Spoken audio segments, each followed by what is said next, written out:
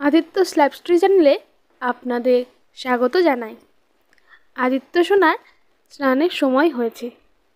স্নান করার আগে বাবার কোলে উঠে বসে পড়ল। বাথটবে শুয়ে বেশ মজা পাচ্ছে। ওর স্নানের জল রেডি হচ্ছে।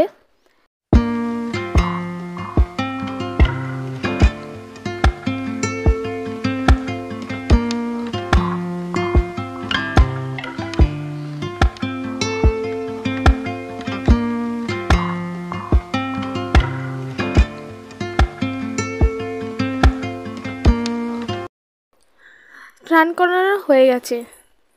এখন জামা প্যান্ট পরে ক্রিম মেখে বাবার সঙ্গে খেলা করবে।